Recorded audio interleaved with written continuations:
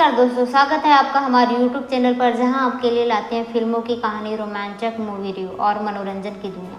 हर video में मिलेगा आपको स्पॉइलर फ्री रोमांचक डिटेल्स और आसान समझना। कभी कभी जब हमें दुनिया से भागने की ज़रूरत होती है तब कोई दूसरी दुनिया हमें बुलाती है, और वही हुआ इन 4 बच्चों के साथ जब एक पुरानी अलमारी में उन्हें ले गई एक जादुई रहस्यमय दुनिया में जिसका नाम है नार्निया।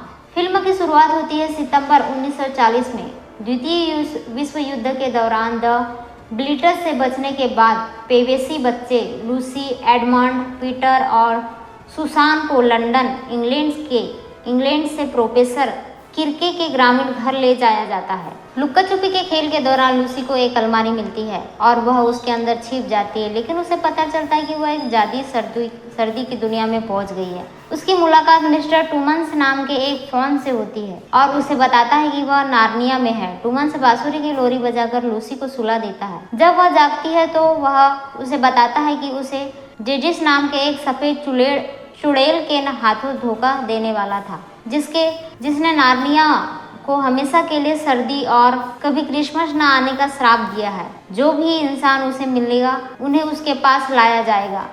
इसके बजाय टूमन्स अलमारी के रास्ते लूसी को वापस घर भेज देता है, जहां उसे पता चलता है कि असली दुनिया में शायद ही कोई समय बीता हो। लूसी बाद में अलमारी से होकर वापस जाती है। एडमंड उसका पीछा करता है, लेकिन उसकी मुलाकात जेडिस से होती है, जो खुद को नार्निया की रानी बताती है और उसकी नौकरानी गिनार ब्रिक उसे टूमन्स के बारे में बताती है। जेडिस उसे अपने भाई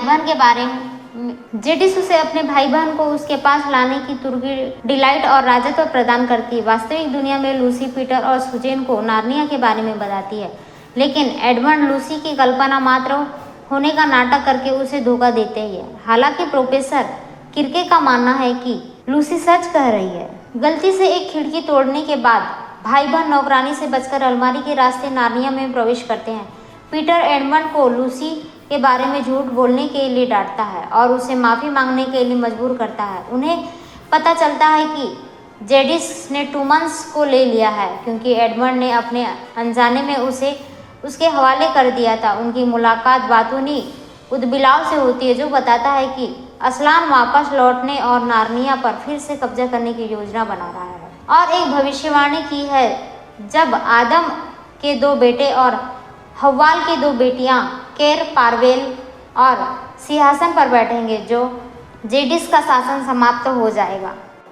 एडमंड चुपके से डेजिस से मिलने चला जाता है, लेकिन डेजिस इस बात से नाराज हो जाता है कि वह अपने भाई बहन के बिना आया है, पर वह मैग्रीन के नेतृत्व में भेड़िया के बच्चों को ढूंढने भेजती है और एडमंड को कैद कर लिया जाता है, जहां उसकी मुलाकात टूमन्स से होती है। बच्चे और उदबिलाव भाग जाते हैं और डेजिस टूमन्स को पत्थर में बदल देती है। लूसी, पीटर और सुसान और उदबिलाव फादर क्रिसमस से मिलते हैं, जो इस बात का संकेत है कि जेडिस की शक्ति कमजोर हो रही है। वह उन्हें अपनी रक्षा के लिए उपकरण देते हैं। लूसी को एक खंजर और एक कार्डियल मिलता है, जो किसी भी चोट को ठीक कर सकता है। सुसान को एक जादुई सिंह और तीरों से भरा एक धनुष बाण और पीटर को एक तलवार और ढाल।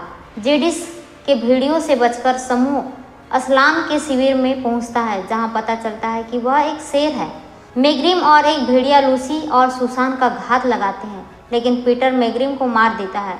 असलान के सैनिक भागते हुए भेड़िया स्काउट का पीछा करते हैं और एडमंड को बचा लेते हैं। जेडिस असलान के शिविर में जाती है और एडमंड को एक रक्त अनुबंधन कानून के तहत गद्दार घोषित करने की कोशिश करती है, लेकिन असलान चुपके से खुद को उसके बदले पेश कर देती है। उस रात लूसी और सुजेन स्टोन टेबल पर डेजिस को असलान की हत्या करते हुए देख लेते हैं और युद्ध की तैयारी के लिए एक सेना तैयार कर देती है। असलान पुनर्जीवित हो जाता है और डेजिस की समझ से परे जादू पर हवाला देते हुए सुजेन और लूसी को जेडिस के महल में ले जाते हैं, ताकि वहां के डरे हुए कैदियों को मुक्त कर सके। असलान की मौत की खबर सुनकर एडमंड पीटर के नेतृत्व करने का आग्रह करती है। दोनों सेनाएं आपस में भिड़ जाते हैं और डेजिस की सेना पीटर और एडमंड की सेना पर लगभग भारी पड़ जाती है। पीटर को बचाते हुए डेजिस की छड़ी तोड़ने के बाद एडमंड गंभीर रूप से घायल हो जाता है।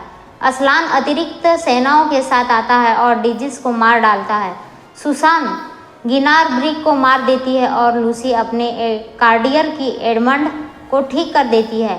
पेविसी परिवार के राजा पीटर द मैग्निफिसेंट, रानी सुसान द जेंटल, राजा एडमंड द जस्टिस और रानी लूसी द वेलेंटर का ताज पहनाया जाता है। पेविसी 15 साल बाद भाई बहन जो अब वयस्क हो चुके हैं एक सफ़ेद हिरन का पीछा करते हैं।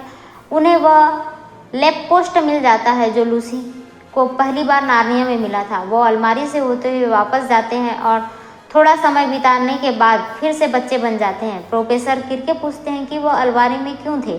पीटर कहता है कि वह उन पर विश्वास नहीं करेगा और वह जवाब देता है कि मुझे आजमा कर देख लो।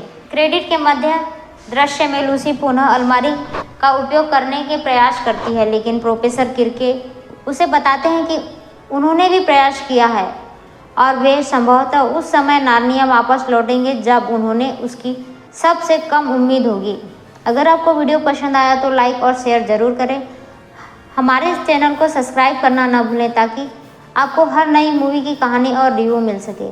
नीचे कमेंट्स में बताएं कि आप कौन सी मूवी पर अगला वीडियो चाहते हैं। धन्यवाद और मिलते रहिए अगली वीडियो में।